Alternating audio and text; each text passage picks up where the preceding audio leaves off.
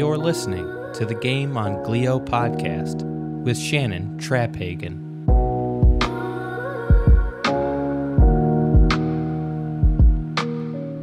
Welcome to Game on Glio, the podcast providing hope, inspiration, education, and real conversations around the difficult journeys of being diagnosed with brain cancer, including glioblastoma. I'm your host, Shannon Traphagen. Follow us on Facebook and Instagram at Game on Glio Podcast, or visit our website, the Game on Glio Podcast, for insights and guest snapshots. If you enjoy our show, please consider writing a review. Also share us with a friend. This podcast is in partnership with Brains for the Cure. Learn more at brainsforthecure.org.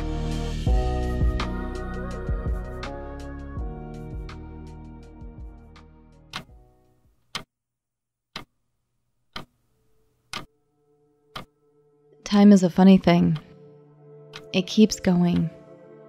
Days, weeks, months. Time keeps ticking by, even when it feels like your orbit is completely standing still. That is the process of grief. As a widow, you watch as the world around you continues to spin. Months keep going by, seasons keep going by, but it feels like everything in your orbit, everything in your world, is standing still. You make small progress, small movements towards going forward, taking steps. But it's a new normal. It's a new normal right now inside of a new normal with the pandemic. The grieving process is not an easy one, and it's complicated and layered. It can be very hard for people to understand, to grasp. This month is Brain Cancer Awareness Month. It is also 7 months since my husband has passed away. It's hard to believe that it's been that long, and yet my days are still taken one at a time, because that's what this is like. For those of you going through a process of grieving, it is hard to describe the emotions, the feelings, the layers that surround the grief that you feel, that you walk through every hour of every day. And for everybody, it's different, and it's hard to describe that as well. As somebody who has spent almost 20 years of my life with Mike, it's not as cut and dry as the simple stages that are laid out in many textbooks. There are different parts of you that are vying for attention, parts of you that play tug of war with your heart, with your emotions, with your insecurities. There's anxiety, vulnerability, being scared and fearful, being more guarded of your heart, not trusting, trying to figure out how you're going to do everything on your own. For example, shortly after Mike passed, one of my best friends came into town with her family, and she and I went to the grocery store. It was the first time I had been to the grocery store in quite some time. I went while he was sick. I went often. During the pandemic, I would be the only one that would go, most of the time. When he started to get extremely sick, I was still going to the grocery store, but it became less frequent. We have and had a great circle of friends and family around us that provided a meal train, came out in rotations, would go to the grocery store for us, for me, to help take some of the burden off so that I could spend my time with Mike. So I hadn't really been in a while, and you might be thinking, where is she going with this story? It was the simple act of going to the grocery store. My best friend and I went to grab food to make dinner that night. We walked in, we had our masks on, we grabbed a cart, and as we were walking around, it hit me like a ton of bricks that I would never be shopping for him again. I would never be buying his favorite foods. I would never be thinking of him when I picked up items to make for dinner or to plan out our meals for the week. I would never be grabbing his favorite snacks or bringing him home a treat. Mike used to joke with me all the time, and anytime I would go to the grocery store, he'd say, "Bring me back a surprise." And I would laugh and look at him and say, I'll bring you a surprise. I'll come back. And we would both laugh hysterically because he used to say that to me all the time.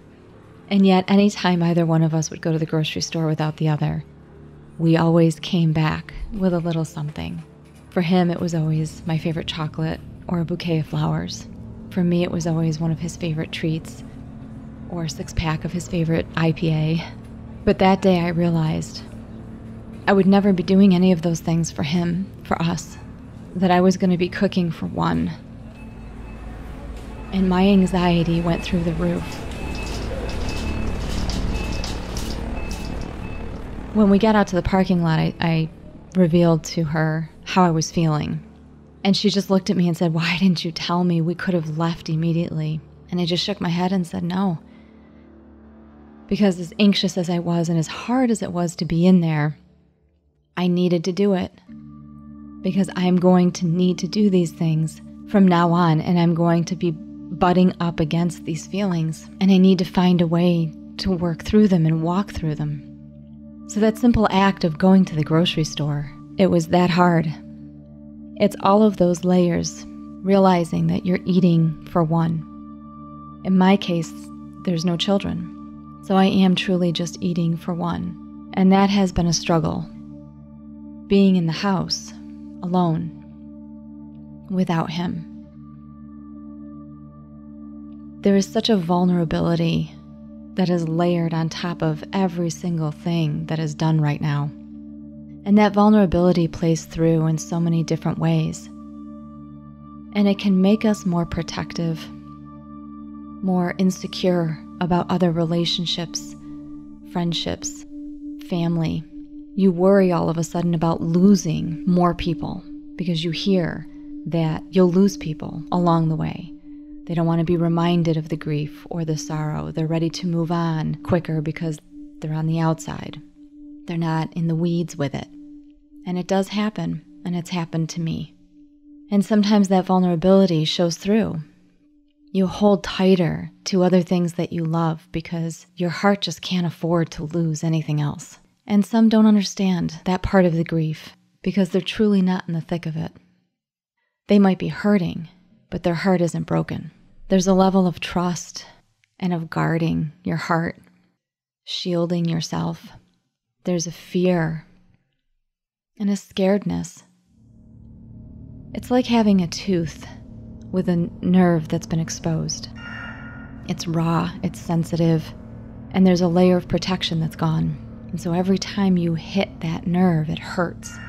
So you start to chew on the other side of the mouth. You start to guard it and become more protective of it until it can be repaired. And that's kind of what the grieving process feels like, at least for me. And there are times where I wonder if we should have had more conversations, if we should have talked about what if things don't go the way we want them to go or need them to go. What if we don't have as much time as we thought? It's not like the movies, where there's this long-lost video message that's left for the spouse and the family, or letters that have been written by the deceased ahead of time. And I think about those moments, another layer, but then I remind myself and I remember we didn't talk about those things because there was always hope. We never, ever walked away from hope, from faith that things would get better, that things would be okay. We always held on to that, even in the last days. That's what got us through. And that's what today's podcast is all about. It is about hope and faith and energy, about the future, about going forward, about time. Our guest today, DJ Stewart, is a glioblastoma thriver. He has got that spirit, that fight, that hope, and that light. And we will be talking to him next, after a brief message from our partner.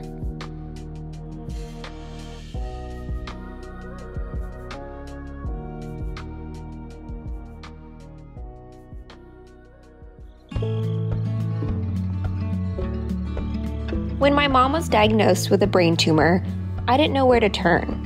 How do I prepare myself as a caregiver? As a 22-year survivor, I've talked to hundreds of patients, mostly just listening and answering questions. I've visited dozens of websites, some good, but none I thought truly met the needs of survivors and caregivers. I found what I was looking for in Brains for the Cure. This is the resource I've been looking for. Not only did I learn a lot, but it also reassured both of us that we are not alone. With resources and news from Brains for the Cure, patients and caregivers can advocate for themselves and become decision makers in their own journeys, learn about treatment options and clinical trials, and connect with other patients, survivors, caregivers, and medical professionals through our ambassadors, online support groups, and personal stories. Find out more at www.brainsforthecure.org. Welcome back to the show. I'd like to welcome our guest, DJ Stewart. DJ is a glioblastoma thriver who was diagnosed in 2019 at the age of 28. He hails from the Midwest. He's a competitive skateboarder, has been for 15 years, but his cancer diagnosis pushed him into a new direction. So, DJ, I'd like to welcome you. Thanks so much for joining us on the episode today. Hey, Shannon, thank you so much for having me. It's very, very exciting to be here. Well, I'm really glad that you were able to join us. I know that there's so much going on for you, and like me, you seem to have your hand in a million different projects. So we're going to kind of dive in and let you tell us a little bit about your story. So why don't we start with when you were first diagnosed and how you actually found out that you had glioblastoma? Absolutely. In 2018, I was actually diagnosed with a sarcoma in my right knee, which is just a smooth tissue cancer that I seemed to beat pretty quickly. But it did lead me to just be a little more conscious about my health. As you said, being a skateboarder for as long as I have been, I won't lie, I've beaten my body up and I may have neglected some things when I shouldn't have, being a young kid. But I started taking care of myself a little bit more. I really looked out for what I was eating and working out a lot, those sort of things. And with that, oddly enough, I started having these odd little, what I classified as deja vu attacks. And I would just get this odd feeling where I thought I was having like deja vu of a situation that I'd never been in. Thought maybe it was a weird stress thing. I didn't know. Just kept taking good care of myself.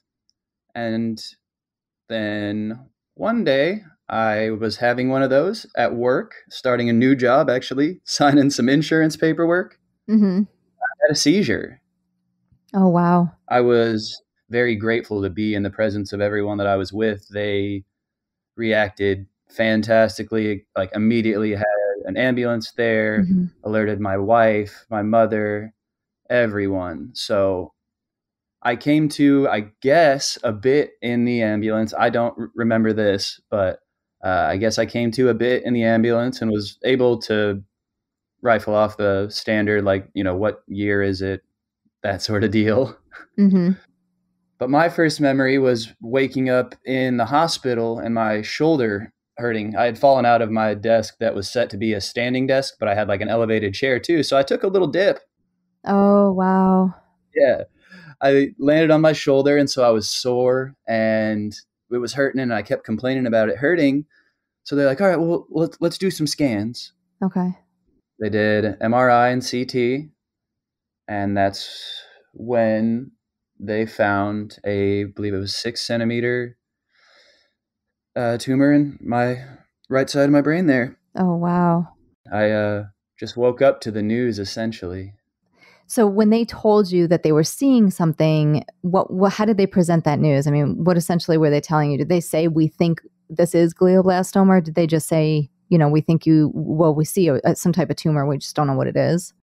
At the time, they could not tell at all, like initially, what type of tumor it was. Okay. They knew that it was just there and fairly large, yeah, and that it needed to go. And so we set, surgery for immediate. I believe it was 2 days later that we actually had the surgery. So you had surgery where? So I've been treated for most of my ailments at the University of Kansas. Okay. So when I initially had the seizure, they sent me to Menorah Medical Center because it was the closest hospital in Kansas City to where the incident happened. But I'd had some experience with my previous diagnosis at the University of Kansas. Me and my family both felt very comfortable there. Mm-hmm. So that very first day, I was only at Menorah for a matter of hours, just for them to do like initial question asking. And then I was quickly transferred to University of Kansas, KU Med. Okay. So after the surgery, how did they explain to you what was going on? And let the listeners know how old you were when you were diagnosed. I was 29 at the time. It was in 2019 that it happened. But I woke up from the surgery and they were still unsure at that point exactly what type it was.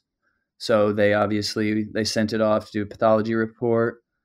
They hinted that it could be a glioblastoma, that they were hoping essentially for more of an astrocytoma.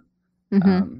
They were, mentioning all kinds of things that I had no idea about, genetic markings and MGMT. And I know, it goes right over your head, right? Yeah, like, what are you talking about, huh? Yeah, they just started throwing all kinds of terms at you. I remember that. And I just woke up. Me and my husband just feeling dizzy. Yeah, like just sitting there going, wait, what? Actually, I was home by the time we found out fully that it was a glioblastoma. And mine is a grade 4 glioblastoma, yet it's been kind of odd. I do have some markings that are that of an astrocytoma, and it's kind of a freak one. So it's almost like a combination? Yeah, oddly enough. Okay. And I haven't come across that in, any of my research. Well, I don't really do research. That's probably something that we'll cover, I'm sure. But I have people in my life that are incredible that have done that stuff for me, because it's not good for me to like get on Google or something, I wholeheartedly agree. I'm glad you actually say that, because that's the one thing I tell people, especially patients or the caregiver of, don't Google or WebMD.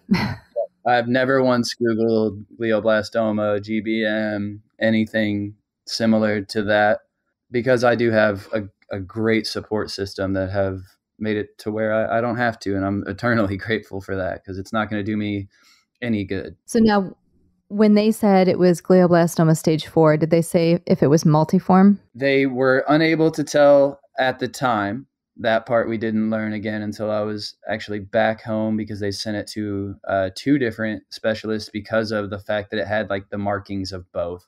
Okay. But yes, it did turn out to be multiform. Yes. Okay. For everybody who's listening, that's exactly the same exact tumor that my husband had. So we're talking about the same type of brain cancer, essentially. Yes. So I'm curious, when you did get the news, what were you feeling? I mean, what was going through your mind when they handed you this diagnosis? I mean, you were essentially 28, 29 years old. Yeah. I mean, we're young. That's even younger. So I can't imagine what was going through your mind. It was, indescribable. I pride myself on being a pretty strong guy, but that's a crazy hand to be dealt when you just, like you said, you're just waking up and you're just getting all these things thrown at you. And brain cancer is a terrifying thing to even hear. Mm-hmm. And so I just remember my mom walking in just a second after the doctors had given me the news, and all I could muster up was just like, it's not good. It's bad. Like, I couldn't even find the words. So your parents were with you? Yes. Thankfully, my family, my wife, everyone, they rushed to my side, and I don't know what I would have done without them. My wife has been there for every little step. My mother, my father, my entire family have just been a rock that I lean on nonstop from that instant. Wow. When I have needed them the absolute most. And that's a dark day. Unfortunately, I know that feeling all too well. So I can say more than I can only imagine, because I understand that feeling. So when did you start treatment? Was it pretty shortly after getting the diagnosis, or was there a gap of time in between? I mean, did they pretty much rush to get that started for you? They rushed. They basically asked me if I was like willing, and I was like, if I could have surgery right now, like get it out. I want it out. I want to go. I want everything gone. Mm-hmm. Give me anything. You want to put me on this, that, and the other. I just want to fight. I want every opportunity that I can to fight. Good for you. We started treatment as soon as like I had the craniotomy, which ended up with like 31 staples. Mm-hmm. I've got this awesome question mark on my head now. It's a great story at parties. And then instantly went to chemo, radiation. I did every possible thing, Aptune Device. I mean, where did treatment take place? I did my 6 weeks, 35 sessions of radiation here at KU Med. My chemotherapy is also prescribed through KU Med, and that was called temozolomide. Yeah. 100 milligrams, 7 days a week for 19 months. Now, did you do every single week, or was it 1 week a month? I was on a different plan than the one that you're referring to. My doctor threw out some options and basically said, the most aggressive one being what I chose, which was 7 days a week. Wow. So you did 7 days a week, every single week for 19 months. 19 months. And that just ended just about a month ago. I was going to bring that up. Congratulations, by the way, because that is no easy feat. You have got to feel on cloud nine right now. It's a pretty crazy feeling that I didn't even expect, actually. Can you explain? Yeah. So short of a few really, really, really, really bad times, my body reacted really well to the chemo, I believe. I take a lot of pride in the fact that if I didn't wear like the Aptune device and you saw me walking down the street or you interacted with me, you wouldn't know I was sick. Mm-hmm. I lost a little bit of weight and I didn't realize, but I guess I lost my appetite, but I was still actively skateboarding, not working out to a level that I once was, but I thought that I felt pretty good. Mm-hmm. As long as I timed things like, I'm sure you're familiar with the anti-nausea, the Zofran and that sort of thing. Yeah. As long as I timed that properly, I didn't have too many severe reactions. And I thought that I was feeling pretty good. Okay. What I'm learning now, though, is after being off it for a month, I've put on probably 7 or 8 pounds of muscle. I cannot stop eating. So you were having more of an effect than you realized. Yeah, I got used to a new normal is what it kind of seemed like. I thought I was feeling all right. And now I look back and I'm like, oh, well, maybe you weren't going out into the garage doing stuff as much as you normally do. And I just subtly fell into it. And now being off of it, I remember telling my doctor, like, yeah, I bet you when I get off it, I don't even feel any different. I'm just, oh yeah, no big deal. And then now I feel like, oh, let's go out and run a 5K. Let's do this, that, and the other. I feel strong. It's amazing what your brain adapts to. Yeah. What you tell yourself to do when you're in the thick of things. Yeah. When you look back in hindsight and then you're like, oh my gosh, yeah, it actually beat me up more than I realized. But you're just in go mode and hope mode that entire time. So you're not thinking about anything except keep your head down and go. Yep, exactly. And I think that served me really, really well. I think that I was able to maintain a healthier, more active lifestyle than a lot of people that are dealt the same situation I am. And that's a big part of that is because of the mindset I had for it. Like I feel fine. I feel fine. And it plays hugely into how somebody walks through their cancer diagnosis. Even after Mike had started chemo, especially after we had found out that the tumor had shrunk, mm-hmm. He was in the same place. He was back to work full time after just 6 months. We were both cycling, we were hiking, we were doing all of these things. And they do say that, especially with GBM specifically, it's kind of a double-edged sword to say it, but the younger you are, the better chances you have of getting through some of the treatments. Yeah. Or handling some of the treatments. Yeah, it's amazing what a positive attitude can do for you. Absolutely. I don't think I would feel probably half as good as I feel without the attitude. So now you mentioned an Aptune device several times. So I'd love for you to explain to the listeners what it is and how it came into your possession. How did you get one? Did you have to go through a process, and how long you've been wearing it? Outside of the things like the chemo and the radiation and like anti-seizure meds, I've taken some other treatments. The one you're referencing now, the Aptune, is basically, it looks like a little backpack that I wear that has 4 cables that come out of it. Those 4 cables connect to these arrays on my head. Mm-hmm. And the arrays have little conductors in them, essentially. I have 4 of them. And what they do is they map through my head. They send TT fields, which is a tumor treating field, all through my brain. Okay. 24 hours a day. It's a little bit uncomfortable, I won't lie. I wear it about 80% of the time. So I wear it for normally about 4 days straight, sleep with it on, carry around the backpack or the shoulder bag or this, that, and the other, and wear different hats to cover it. Or I just wear it. I'm not too shy. So I don't really mind. So your head has to be shaved, correct? It's almost like a skull cap of electrodes, essentially, that are kind of attached to the skin. Exactly. So I'll wear it for 4 days, take it off for about 3 hours, wear it for another 4 days, take it off for about 3 hours. Oh, I see.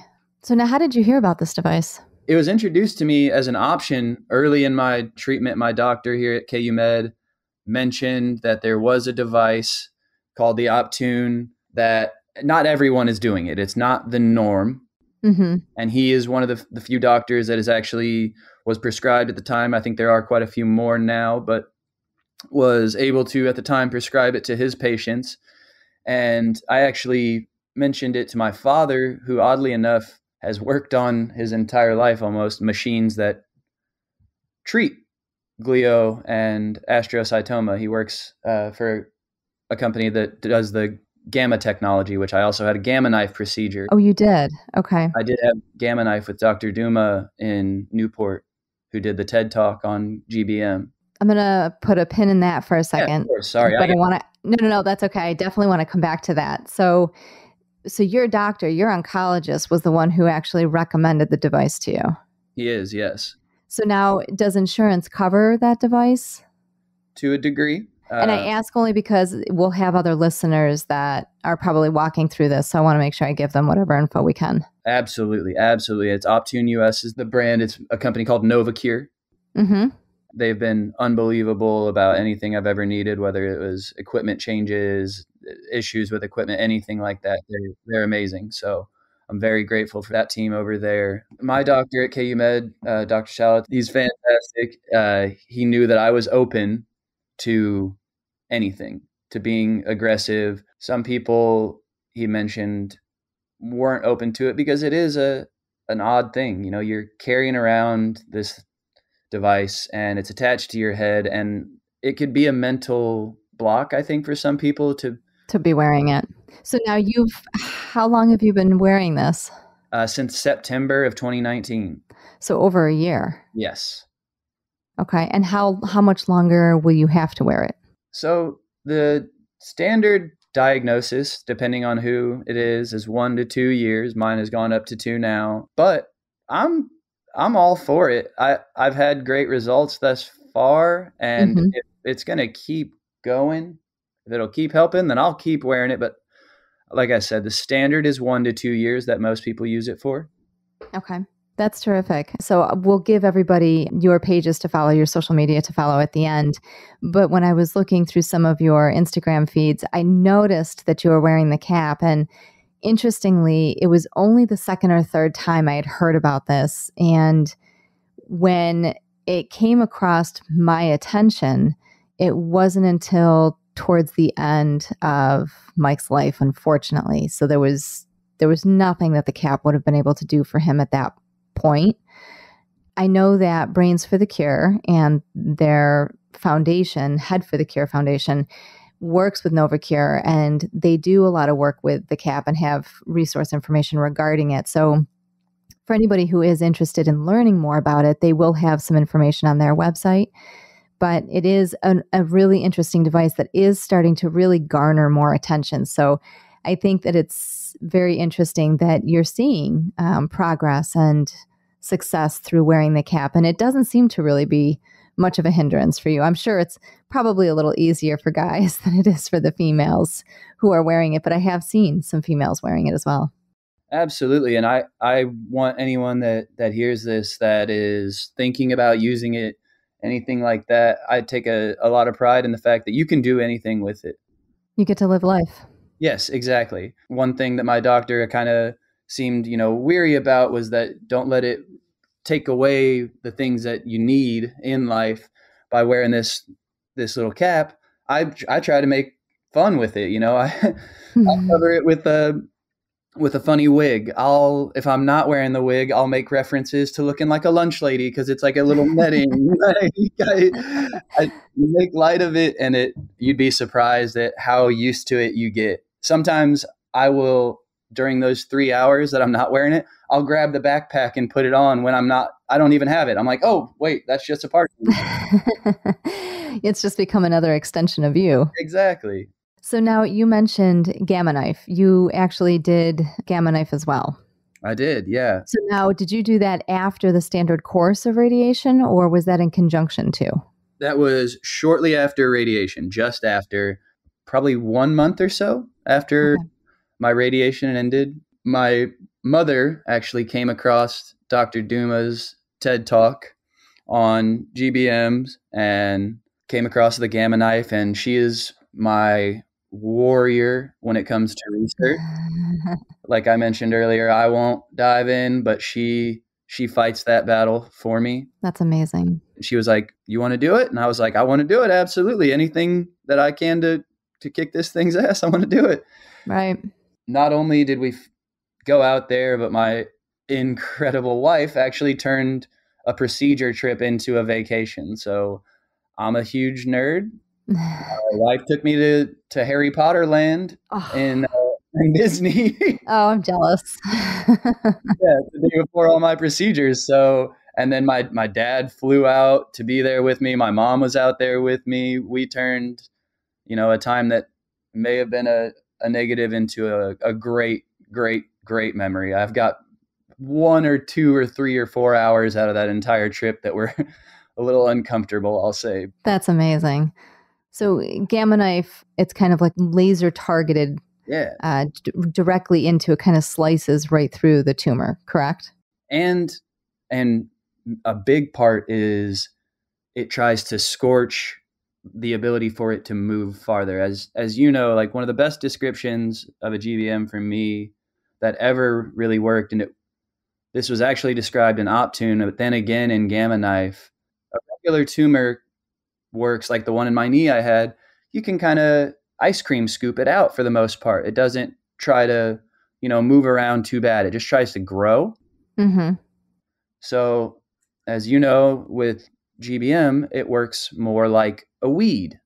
The Aptune kind of works like Roundup, where it tries to stop that thing from being able to grow, whereas the Gamma Knife tries to scorch the roots itself, basically, to confine it all, lock it into an area that it can't go anywhere farther. That's interesting. Just the amount of aggressiveness, it just, the wheels are turning, and, you can't help but think, because Gamma Knife was a discussion that we had with our radiologists, and their approach at the time was, we don't want to go there unless we have to.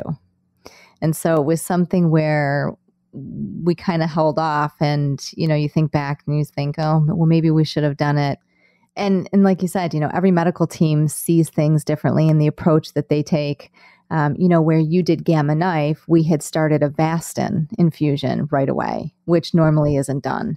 or doesn't happen until recurrence. So that was something that was implemented right out of the gate. So that was something that they decided to do instead of Gamma Knife to see if that was going to provide any relief. Right.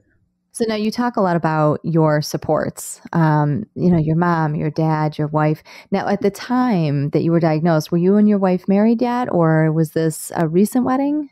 So this is where my life becomes a made-for-TV movie, or I'm so glad I asked. so wild. In March of 2019, I proposed to my now wife on the 50-yard line at Arrowhead Stadium. We're diehard Chiefs fans, season ticket holders, and have some of our most amazing memories there. So March, I propose. April, we buy our first home together. Mm-hmm. And then May is when I wake up in the hospital. Wow. That's a crazy 3 months in itself. Then, while we were in the hospital, it got scary. We're engaged at this point. We don't know what's going to happen. At one point, we were talking about do we just have a preacher come into the room and get married right now in the hospital? Because they offer that sort of thing, and yeah, and it's scary. We were panicking at the moment, and my wife is my everything, the love of my life. I wanted to be married, and I know she did. Then a friend of hers randomly came across a radio contest or a dream wedding giveaway, and what you had to do was submit a video on why you wanted a dream wedding. Well, I'm not going to lie, I had a good story at that point. And so I was like, you know what? I'm going to try to win us a wedding. Sure enough, I proposed in March, diagnosis in May. We win the wedding in May. We have 9 days to plan our dream wedding. Oh my gosh. And we got married in 9 days from winning it. Wow, that is amazing. 2 months after that, we won our honeymoon. Oh, you've got to be kidding. Where did you end up going? I cannot make this stuff up. A charity out of the St. Louis area gifted us any week-long vacation in the U.S. So my wife and I went to spend a week in Hawaii. Oh, just gorgeous. Yeah. In March of 2020, right before COVID. So I think we got the last vacation possible before the lockdown happened. Well, talk about everything last minute. Right? We love to run it right to the wire. Oh my gosh. So outside of your parents, and so do you have any siblings? I've got a whole mess of them. I've got 3 sisters, Kylie, Casey, Veronica, my brother Chris, and then, I call everybody my brother, like my sister. I've got a huge, massive extended family. Huge network of friends. Oh, I could go on and on about the amount of support that I have gotten from my friends and family. The amount of fundraisers, all kinds of just unbelievable things have come from a rough situation. Well, talk about glass half full. That's what this is all about, is trying to see the positives or the light in a very grueling situation. So you show that with abundance, and that's terrific. And hopefully that exudes to everybody who's listening. I hope so. And yeah. So now, what gives you strength during all of this? The chemo is now done. I'm assuming the plan is that you'll still continue MRI checks every other month or so. All of my last ones have been fantastic. I've shown at minimum no growth. I've shown shrinkage even this far out. They gave me 18 months at the maximum. Mm-hmm. And I've already beaten that. Congratulations. Thank you. So yeah, I'm going to stay on the Aptune. Mm-hmm. In this past 8 months or so, I've gone out to also seeing MD Anderson. Okay, so just for those who are listening, MD Anderson is a leading facility in brain cancer down in Texas. Yes, I've got a team of doctors in Houston as well that I'm sharing all my scans with and doing a couple appointments a year down there. just to see about, any trials, anything. I think that there's a lot to be said about me feeling the way I do. So I'm ready for the next step, whatever it may be. So how do you maintain this level of positivity and energy? I mean, it's a long road. So how do you keep that up? I mean, what gives you the strength to do this? If you took away the GBM, I have everything that I fantasized about as like a kid. I live an awesome, beautiful life. I have an incredible family. I've got a good job. I've got friends that would do anything in the world for me, and I would do anything in the world for them. And I just try to focus on those things. Mm-hmm. I try to look for every possible positive that I can. I look for the positives in the diagnosis. I've had friends that I've made because of this disease that I've never met. And to be able to have a network to lean on and to help others has made it so much easier to fight, knowing that I'm not fighting alone and that I'm not only fighting my battle, but everyone else's that has this. You're kind of fighting for everybody. Exactly. Do you have a motto or a catchphrase or something a mantra, something that you kind of you go to? I don't know if it's radio appropriate or podcast appropriate or anything. I've seen a couple of hashtags. I mean, we can just say bleep in front of it. Yeah, bleep cancer. Bleep cancer is something that you'll see on everything that I do. I write it on my skateboard. My Aptune backpack has it written on there. There's been local clothing companies that have made shirts with it for me. Not kid appropriate. We will say that. It is not that. And the rare enough thing. I really do live by the rare enough. If I'm rare enough to get it, I'm rare enough to beat it. I think that's amazing. I really like that. If you're rare enough to get it, you're rare enough to beat it. And I hope for anybody who's listening that you pay attention to that, maybe pick up that motto for yourself if you happen to be going through this. It's not an easy journey, so I like that motto.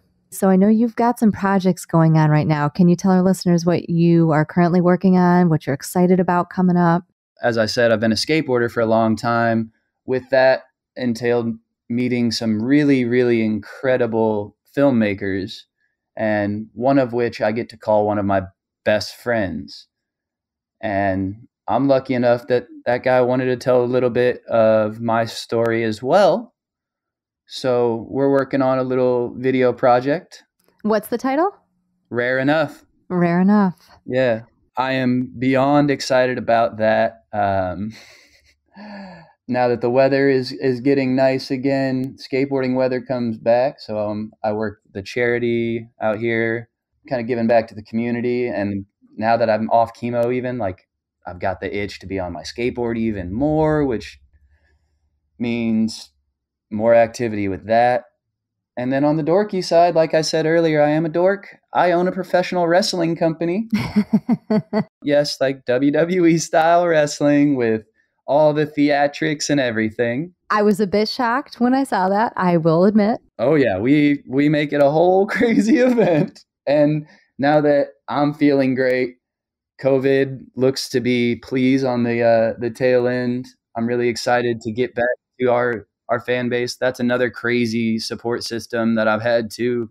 Our wrestling fan base, when I got sick, they got together and made like custom shirts for me with like my picture on them and everything. They all just rallied around. It's been unreal to feel the amount of support that I've gotten from all kinds of different avenues. That's terrific. So you have a lot going on. You have a lot coming up, which is so great. Any parting thoughts? What are your hopes for the future? What are you hoping for down the road? And just some maybe parting words of wisdom. I plan to keep doing what I'm doing, to keep fighting every single day. And I don't plan on going anywhere, so you guys can all get used to me. But anybody out there that is listening to this, that is going through anything similar, is a caregiver, is a patient, whatever it may be, please, please, please keep fighting. I promise you, I promise you that your attitude is going to make a difference. You will feel better if you just stay positive. If there's ever anything that I can do to help anyone, I'm an open book. I would love nothing more than to have a conversation. That's awesome. And I'm not the only one that's rare enough. You guys all are too. Absolutely. I 100% agree with you. For everybody who's listening, we will have information about the Aptune Device, Gamma Knife, anything we talked about in today's episode. We will have that up on our website, the GameOnGlioPodcast.com. We will put some of those resources up on our Facebook and Instagram pages as well. And I know Brains for the Cure will have a ton of information on these resources. But where can people follow you, DJ? If they want to know more about you, we will have your bio and story up on our website when this airs. But for those who want to touch base with you or just follow along, where can they find you? I have Instagram and Facebook both. My Instagram is DJAYSTEWART. And you can find my Facebook through there. I post about all my updates and stuff right through there. So I tend to every couple of weeks, try to let everybody know what's going on with a quick little dorky video and maybe make somebody laugh in my lunch lady hat. That's terrific. So if anybody has any questions, feel free to leave comments or to reach out to us or to DJ directly. DJ, thank you so much for your time. I really, really appreciate hearing your story and your progress and how far you've come.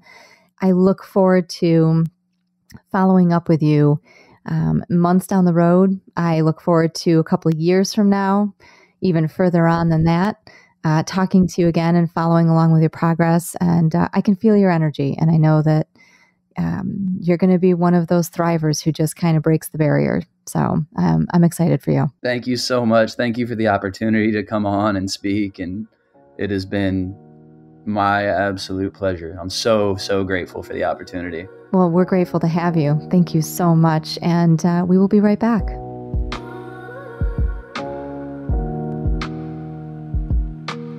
Does anyone watch the TV show, the comedy Mom? Well, recently they had their final episode after 170 shows over the course of the last several years. It was a comedy that centered around struggles, everyday struggles, alcoholism, and addiction. When Chuck Lorre, the producer, the writer of the show, ended the show, he gave one of his famous last notes that he tends to embed and hide at the end of each show. He does this for many of his other programs. He wrote a message that really spoke to me as we were wrapping up and putting together and finishing episode 2. He said, and I quote, 8 years ago, we set out to make a comedy whose central theme was hope. Hope that recovery from alcoholism and addiction is possible. Hope that the journey can be filled with love, friendship, and laughter. Hope that people can change, mistakes can be forgiven, and shattered relationships can be healed. And finally, hope that life, through all of its ups and downs, never has to be faced alone. There is always a solution. And that's what this is, isn't it? Through all of life's ups and downs, there will always be ups and downs. There will always be trials and traumas and tragedies, circumstances that we didn't see coming, like brain cancer. And for those of us who are on the other side of this, who have lost someone, it is hard to see that hope. It is truly difficult to hang on to those words. But then when you hear stories like DJ's, like some of our guests that we have coming up, it reminds me, that hope is never lost. It is always there just beneath the surface. And that's what Game on Glio is all about. It is my way of reminding myself that even though I lost my husband, that hope is just around the corner. And for those that are walking this path now, for the caregivers and the family that surround them, for the doctors and the nurses that are working with them, there is always hope. Because that is the tricky thing about life. Just when we start to get comfortable and we think things are going great, something reminds us that things are not always easy. And that is when we truly have to hold on to the goodness that is out in the world. For every cancer, for every disease, for every tragedy that strikes a family, for every shooting that takes place and a young life or a child's life is lost, for every car accident that takes a mother and a baby or a father and a child, for every woman whom has a miscarriage, for every circumstance that is out there, there is always light on the other side of it, because that's what life is all about, yin and yang, dark and light, good and bad. For every bad person that is out there, for every evildoer that is out there, there is always a good person just around the corner, somebody making a difference, somebody helping somebody else, giving a tender hand, helping somebody to their feet, helping them through their addiction, being a support, being a mentor, being a friend, forgiving, being patient. They exist, they will always exist. So when times are darkest, when we feel the tug of the weight of the trials that we are walking through, remember that you are not alone and that there is hope and laughter and good things to come right around the corner, because it's only through these trials that we really understand how precious and amazing life really is. And that is not an easy thing for me to say, having just lost my husband 7 months ago and being as young as we are. But when I hear stories like DJ's, it fills me up, and it reminds me that we are all in this together and we are not alone. Until the next episode, we'll see you soon.